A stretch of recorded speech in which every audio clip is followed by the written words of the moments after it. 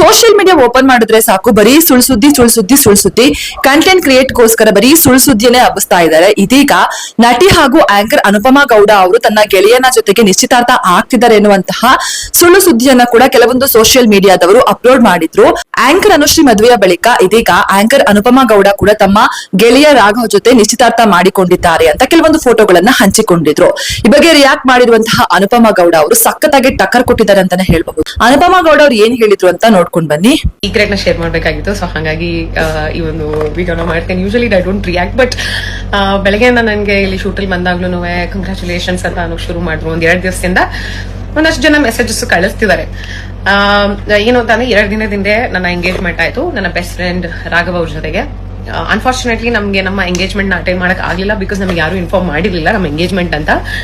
ಒಂದಷ್ಟು ಪೇಜಸ್ ಅವರು ನಮ್ದು ಬರ್ತ್ಡೇಗೆ ಅಂತ ಹಾಕಿದ ಫೋಟೋಸ್ಗಳನ್ನ ತಗೊಂಡು ಇವ್ರದ್ದು ಎಂಗೇಜ್ಮೆಂಟ್ ಆಯ್ತು, ಇವ್ರ ಬಾಯ್ ಫ್ರೆಂಡ್ ಇವರು ಅನುಶ್ರೀ ಅವ್ರ ಮದುವೆ ಆಯ್ತು, ಈಗ ಅನುಪಮನ ಎಂಗೇಜ್ಮೆಂಟ್ ಆಗಿದೆ ಅಂತ ಎಲ್ಲ ಕಡೆ ಹಾಕ್ತಾರೆ. ಬಟ್ ನಂಗೆ ಬೇಜಾರಾಗಿದೆ ಏನಂತ ಅಂದ್ರೆ ಇಷ್ಟೆಲ್ಲ ನಮ್ಗೆ AI ಎಲ್ಲ ಇರ್ಬೇಕಂದ್ರೆ ನಾವೆಲ್ಲ ಮುಂದುವರೆದಿರ್ಬೇಕಂದ್ರೆ ಅಟ್ಲೀಸ್ಟ್ ಒಂದ್ ಒಳ್ಳೆ ಇಮೇಜ್ ನ ಕ್ರಿಯೇಟ್ ಮಾಡಿ ರಿಂಗ್ ಹಾಕೋ ತರ ಒಂದ್ ಇಮೇಜ್ ಏನಾದ್ರು ಇಟ್ಟು ನಮ್ಗೆ ಕಂಗ್ರಾಚುಲೇಷನ್ಸ್ ಅಂತ ವಿಶಸ್ ಕಳ್ಸಿದ್ರೆ ಇನ್ನೂ ಖುಷಿ ಆಗಿರೋದು. ಬಟ್ ಇನ್ನೂ ಟೈಮ್ ಇದೆ, ಬೇಕಿದ್ರೆ ನೀವು ಅದೇ ತರ ಮದುವೆ.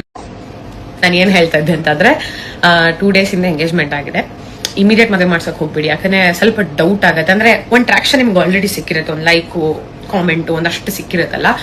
ಇಮಿಡಿಯೇಟ್ ಮಾಡಿದ್ರೆ ಅದು ಚೆನ್ನಾಗಿ ಅನ್ಸಲ್ಲ. ಒಂದ್ 2 months ಬಿಟ್ ಮಾಡಿ, ಮತ್ತೆ ನಿಮ್ಗೆ ಒಳ್ಳೆ ಟ್ರಾಕ್ಷನ್ ಸಿಗತ್ತೆ, ಜನ ಎಲ್ಲ ನೋಡ್ತಾರೆ, ಶೇರ್ಸ್ ಆಗತ್ತೆ, ನಮ್ಗಳಿಗೂ ಬರುತ್ತೆ ಅದು. ಬಟ್ ನನಗೆ ಅದೇ ಬೇಜಾರಾಗಿದ್ದು.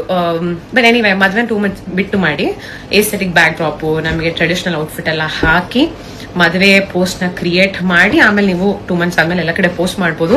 ಅಂಡ್ ಆಲ್ಸೋ ಇಫ್ ಪಾಸಿಬಲ್ ನಾನು ಮತ್ತೆ ರಾಘವ್ನ ಕರೀರಿ ಮದ್ವೆಗೆ. ಖಂಡಿತವಾಗ್ಲೂ ಬಂದು ನಾವು ಅಟೆಂಡ್ ಮಾಡ್ತೀವಿ. ಖುಷಿ ಆಗತ್ತೆ ನಮ್ಗೆ. ನೀವು ಇಷ್ಟೆಲ್ಲ ಇಂಟ್ರೆಸ್ಟ್ ತೋರಿಸ್ತಿರಲ್ಲ, ಒಂದು ಲೈಕ್ಸ್ಗೆ, ಕಾಮೆಂಟ್ಸ್ಗೆ, ನಿಮ್ ಪೇಜ್ ಸ್ವಲ್ಪ ರೀಚ್ ಆಗ್ಲಿ ಅನ್ನೋ ಕಾರಣಕ್ಕೆ ಇಷ್ಟೆಲ್ಲ ಬೇರೆಯವ್ರ ಪರ್ಸನಲ್ ಲೈಫ್ ಇಂಟ್ರೆಸ್ಟ್ ತೋರಿಸ್ತೀರಾ, ಎಂಗೇಜ್ಮೆಂಟ್ ಅಲ್ಲಿ ಇಂಟ್ರೆಸ್ಟ್ ತೋರಿಸ್ತೀರಾ. ಸೊ ನನ್ ಮದ್ವೆಲಿ ಎಷ್ಟು ಇಂಟ್ರೆಸ್ಟ್ ತೋರಿಸ್ತೀರಾ ಅಂತ ನೋಡಕ್ ಆಸೆ.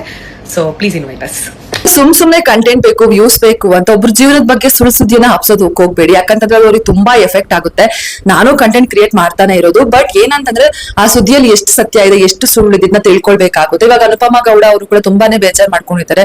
ಜಸ್ಟ್ ಒಂದು ಫ್ರೆಂಡ್ ಜೊತೆ ಫೋಟೋ ಹಾಕಿದ್ದಕ್ಕೆ ಈ ತರ ಎಲ್ಲ ಜನಗಳು ಬಿಂಬಿಸ್ತಾರಲ್ಲ ಅಂತ ತುಂಬಾ ಬೇಜಾರ್ ಮಾಡ್ಕೊಂಡಿದ್ದಾರೆ. ಸೊ ಈ ರೀತಿ ಅನುಪಮಾ ಗೌಡ ಅಂತಲ್ಲ, ಯಾರಿಗೂ ಕೂಡ ಈ ರೀತಿ ಮಾಡೋದಕ್ಕೆ ಹೋಗ್ಬೇಡಿ. ಸತ್ಯ ಇದ್ರೆ ಮಾತ್ರ ಆ ಸುದ್ದಿಯನ್ನ ಹಾಕಿ ಅಂತ ನಾನ್ ಕೇಳ್ಕೊಳ್ತೀನಿ.